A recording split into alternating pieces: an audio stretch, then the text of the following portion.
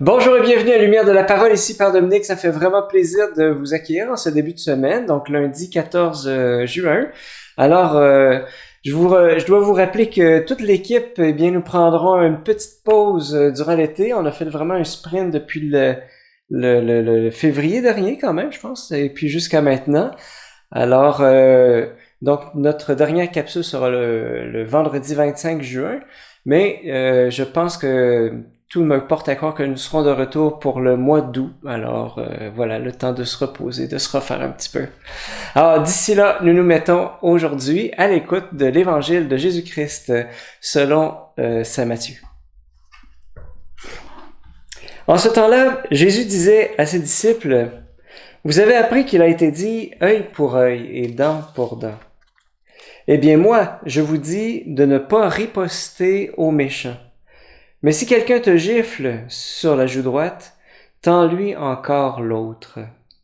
Et si quelqu'un veut te poursuivre en justice et prendre ta tunique, laisse-lui encore ton manteau. Et si quelqu'un te réquisitionne pour faire 1000 pas, fais-en 2000 avec lui. À qui te demande, donne. À qui veut t'emprunter, ne tourne pas le dos. » Acclamons la parole de Dieu. Louange à toi, Seigneur Jésus. Vous avez appris qu'il a été dit œil pour œil et dent pour dent. Alors, déjà, saviez-vous que œil pour œil, dent pour dent, c'était une énorme amélioration dans la vie sociale du peuple d'Israël au temps de Moïse, là. Parce que cette petite maxime, en fait, traite de la vengeance. Saviez-vous ça? Alors, mais d'une vengeance modérée. Donc, on dirait en québécois, modère tes ardeurs.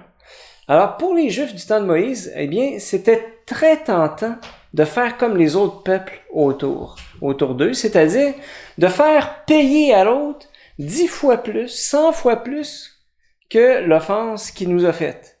Alors, ton prochain t'avait volé un bœuf, ben tu passais sa femme puis ses enfants au fil de l'épée et tu brûlais toutes ses possessions.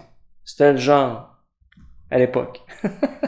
Alors, dès lors, la loi de Moïse apportait une immense amélioration, œil pour œil, dent pour dent. Ça veut dire que on trouve ça dans Exode 21 au verset 23-24. Donc, qui dit ceci: « S'il arrive malheur, tu paieras vie pour vie, œil pour œil, dent pour dent, main pour main, pied pour pied. » Qu'est-ce que ça veut dire? Eh bien, ton prochain t'a frappé sur un œil, eh bien, tu peux le frapper sur l'œil, mais pas plus. Il t'a cassé une dent, bon, ben, tu peux lui casser une dent, il t'a cassé une dent, bon, tu peux lui casser une dent, mais juste ça, tu sais, pas 2, pas 5, pas 50. Est-ce qu'on a 50 dents dans la bouche? Non, je pense pas. Enfin, pas grave. Alors, quand ton voisin te vole un bœuf, eh ben, t'as le droit de lui voler un bœuf aussi. Mais s'il te plaît, passe pas toute sa famille au fil de l'épée. Ça va?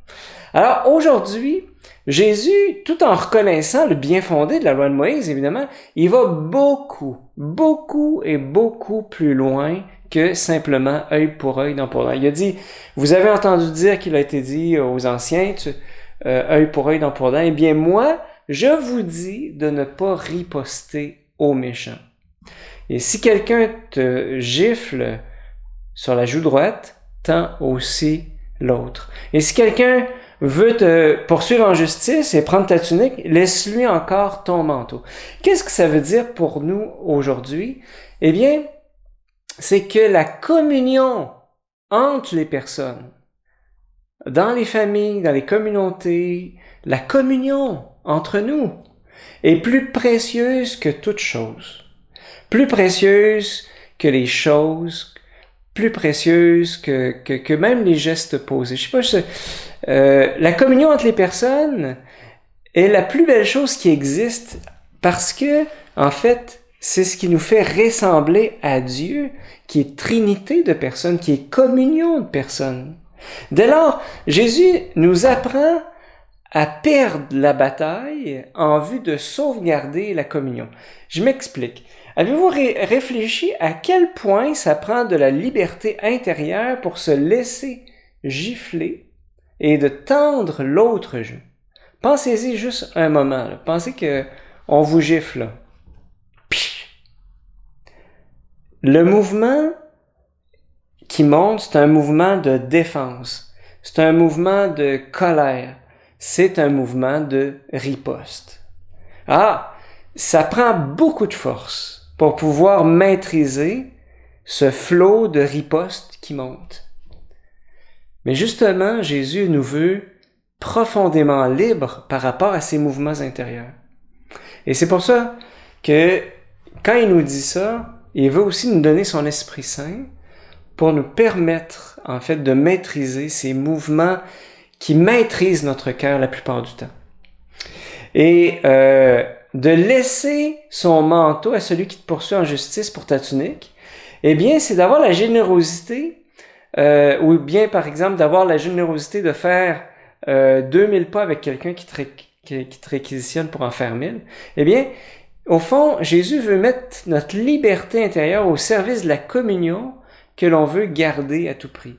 Et parce qu'en fait, à travers ces exemples-là, en fait, ce sont les germes de la guerre qui sont dans notre cœur. Vous savez, un adulte a d'abord commencé par être un embryon dans le sein de sa maman.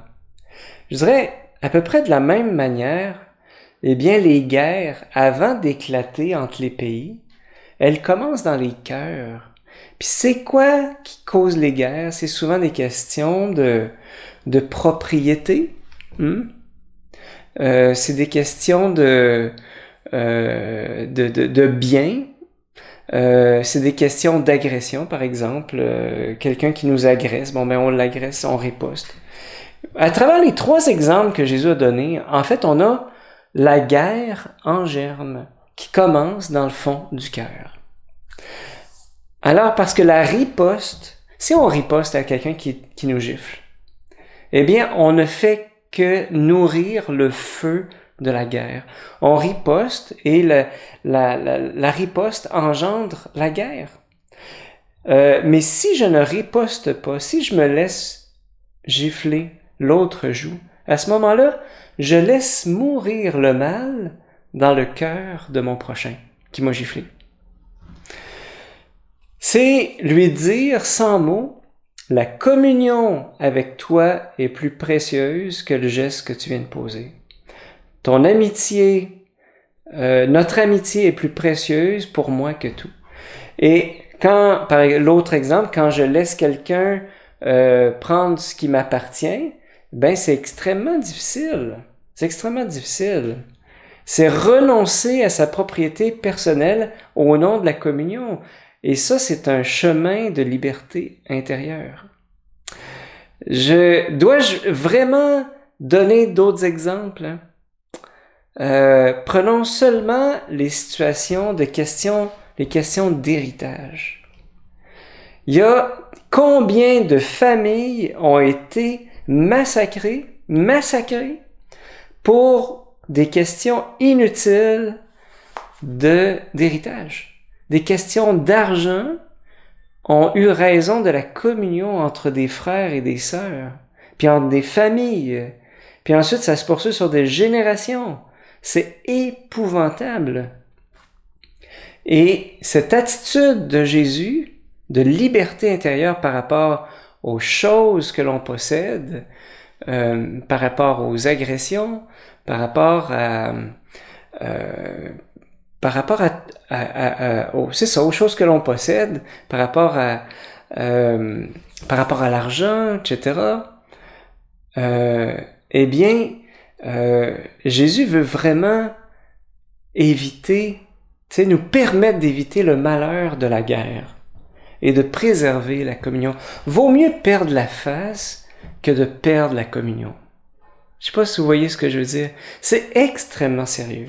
C'est extrêmement sérieux. Je prends les questions d'héritage, mais il y a tellement de conflits dans les familles, dans les communautés chrétiennes, dans les paroisses. Ce sont pour des pacotés, des conflits dans les couples, hein? Il y en a un qui a oublié sa brosse à dents sur le bord, qui a pas rangé sa brosse à dents, puis l'autre, il pète sa coche, tu sais. Je sais pas si on voit un peu l'idée. On se massacre pour des pacotilles. Voilà. Et Jésus dit, la communion entre vous est trop précieuse pour ça.